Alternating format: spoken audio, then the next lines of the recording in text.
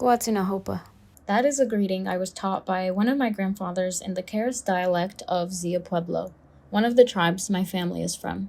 In New Mexico, there are 19 pueblos, and 7 of them speak their own dialect of the Keres language. Aiming to learn more of my language myself, I'm in awe of those who take that step and who are building foundations to teach future generations. At Cochiti Pueblo, tribal members have founded an immersion school called the Keres Children's Learning Center, also known as KCLC.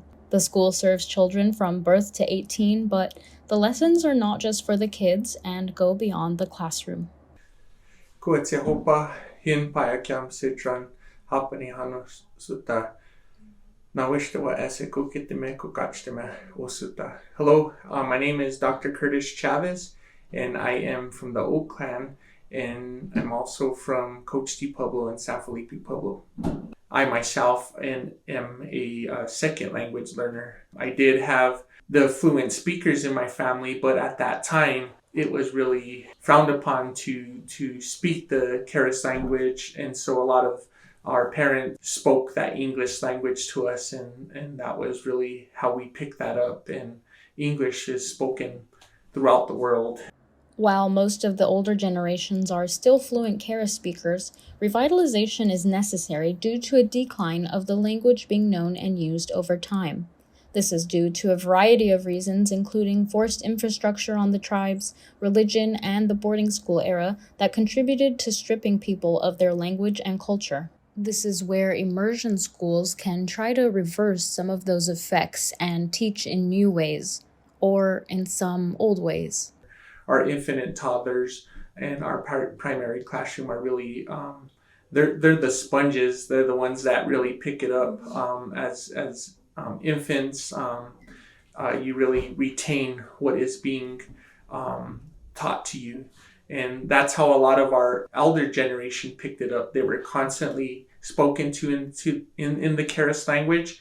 And so that's how they became first language learners in the Keres language. Gwedzi Hopa, Hinhanatits Ese, Hichani Hanuch. My name is Celeste, in the community known as Penny Naranjo, and my Indian name is Hanatits, which means clouds, and I come from the Cottonwood clan. So Keres was spoken by my grandparents, and I lived with them, grew up with them, and so Keres was spoken a lot, and of course my mother and my aunts are fluent speakers. Doesn't go to say that I'm fluent, but I've taken that on to better myself, better my participation in the community, better my family and our youngest 3-year-old. It's unique because we all understand that we're all learners, and it's a comfortable feeling atmosphere to be in, and we're not afraid to speak what we know and what we can share and ask questions. The school offers full immersion and dual immersion for different age groups using the Montessori method of education, which utilizes hands-on learning, a very different approach from most classrooms and Western ways of teaching. This method is what faculty and instructors have found to work best with the Pueblo ways of life, as learning the language is useful in everyday conversation, but more importantly, in traditions. Dwight Modi is an instructor at KCLC who was formerly the tribe's war chief, the highest position in the Pueblo, which typically changes from year to year.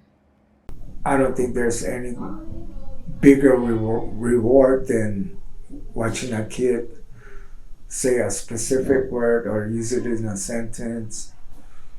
And I think that just makes me happy, and that's what I'm here for, is to see how much I can install and leave my legacy here.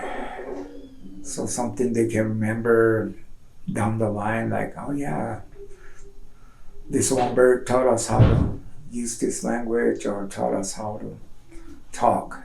Parents make that choice to send their children to KCLC. They have the option of going to the public school or neighboring schools in Santa Fe and Albuquerque, but KCLC is definitely a choice. We have to make that commitment to learning the language, not only the child, but the family. Preservation of language and culture is not just a course to take in school, but a way of life among Pueblos as well as Indigenous communities everywhere.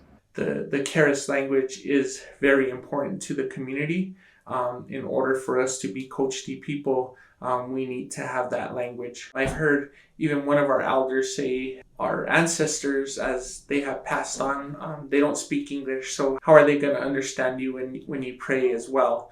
And so that's what I hope for the future, is that we're able to build on this and inspire others to implement these types of schools in their own communities, in teaching in their mother tongues, in their language, and not to be ashamed. Also, not to always think that the Western way of education is the way that we need to go.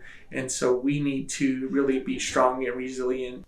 It's been a joy, it's been an adventure, it's been a challenge, but the challenge is good because I still know it in my heart that our language will strive and survive, and our culture will move on. But it's going to take not only myself, but all the teachers to band together and work together and just help the kids grow in their traditional ways. While our languages are not universal, the hope for the future is. For ICT, Paris Wise.